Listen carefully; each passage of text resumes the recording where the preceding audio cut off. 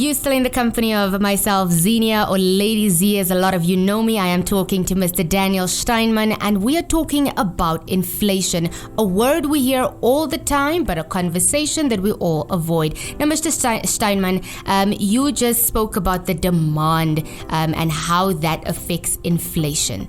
Please do tell us a lot more about it. Zinia, let us just quickly recap. You've got two types of inflation, or on the inflationary spectrum, there are two factors. The one is consumer inflation. It's based on demand. It is what people want. If the demand is high, if money is available, if there's liquidity, prices tend to rise because shop owners know this. They know that they can push up the price at a certain rate up to a maximum. Then what I'm going to talk about today is the producer inflation. Now, this can be a result of the increase in demand, or it can be a result of certain bottlenecks in the production process. But let us start with a very simple example, and we're looking at a supply constraint. Now, when I use these big words, don't get scared. Yeah. I'll explain all of them, and they all make sense. Supply constraint. What the hell is a supply constraint? And we've seen many of that in the very last year. You remember the upheavals in South Africa a couple of months ago in Gauteng and in KwaZulu-Natal? Yes, the looting. Yes, and you remember a week later when you go to the liquor shop here in Windhoek to go buy your favorite red wine, what did you immediately notice? Prices went up. The prices has gone up and the stock level has come down. So that is what we call a supply shock. Okay. And supply shocks can be for whatever reason. I've just used this example because it's local and it affected us. Yes. That you can understand, you as the consumer, you can see, but there was a disruption in the supply chain. That means the way that stuff gets imported from South Africa to Namibia, it's by truck. And if anything happens that prevents that truck from being loaded, it doesn't get to Windhoek, it means that we don't get stock. Yeah. And immediately you see the stock levels go down. You also saw it in supermarkets. Although the price effect in supermarkets was less. Why? Because supermarkets all belong to huge groups. And the supply bottleneck was only between Gauteng and Windhoek. Okay. And not necessarily between Cape Town and Windhoek because they were not affected. But many of the smaller groups, especially in the liquor industry and in tobacco, they were affected very, very severely. And you notice it locally within a week. So let's go to the factory. And we talk about the factory floor as a unit of production in economics.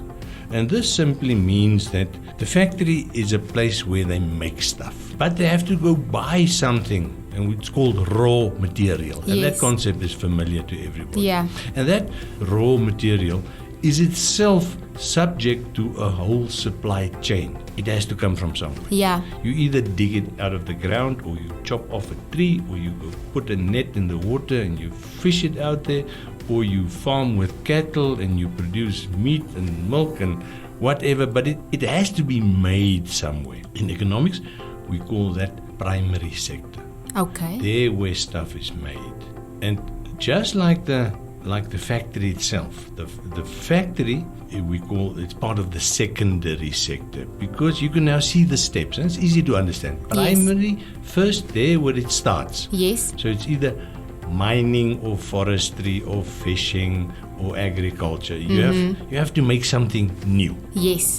And then the secondary sector, you have to manufacture something. Yeah, so where they put all these you get all this components stuff together. and you have to distill it, or you have to refine it, or you have to pasteurize it, or you have package it, smelt it, and you have to turn it into whatever. Yeah. Whatever product you are producing and that you are selling.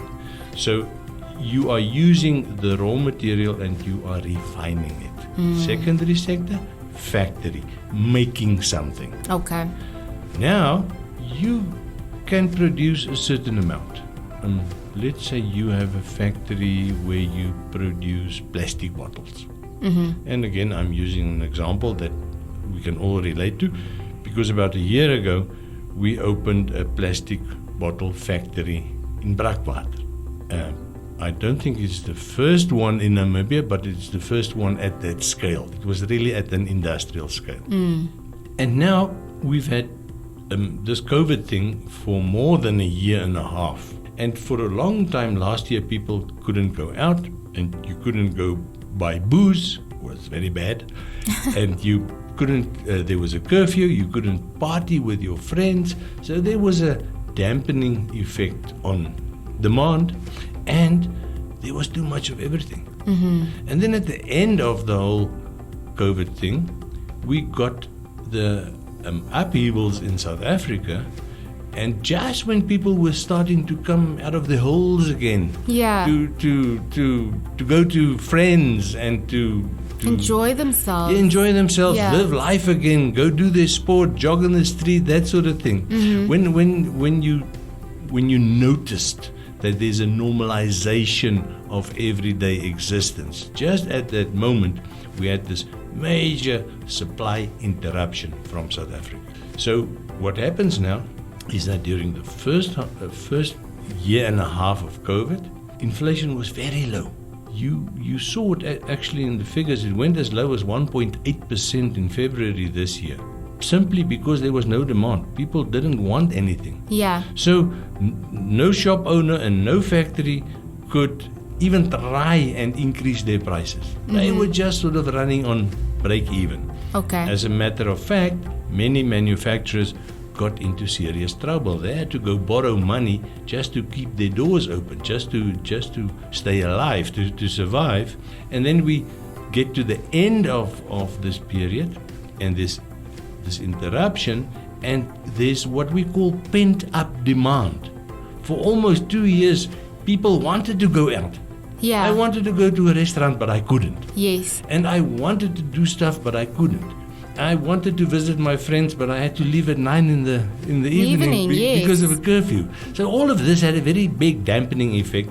And as it was relieved, as we slowly got back to normal, suddenly you've got this explosion in demand. Now, where there was for more than a year and a half too much of everything, suddenly there's too little. And I'm using booze as an example because everybody is familiar with booze. And you know the price of beer. And you know when a year and a half ago your favorite six-pack dumpies cost $64 and they're now $74, there's a reason for that. And this is on the push side, on the producer side. So that is not because of demand. The explosion in demand after sort of the end of COVID, that had an effect on the factories. But the factories then had the room to increase their prices, and also because they were now underproducing. They could ask more and still sell all their production. And this is the big change that happened in Namibia over the past 24 months. And this is the big difference between inflation on the pull side, people want stuff, and inflation on the push side, factories make stuff and they determine how much they can increase their prices. All right. Talking to Mr. Daniel Steinmann, who is simply just telling us about inflation and how it works. And like I said, it's a conversation we all have, but sometimes we don't understand what exactly all of these things mean. And like you said, you know what? You can go into a store, find your nice bottle of wine. It used to cost you $20. Now it's 25 Namibian dollars. And we talk about this every day. We sit in our conversations and we wonder, but why is things happening the way that it's happening? And that's why Mr. Steinmann is here. We're going to take another quick musical break. We'll be right back.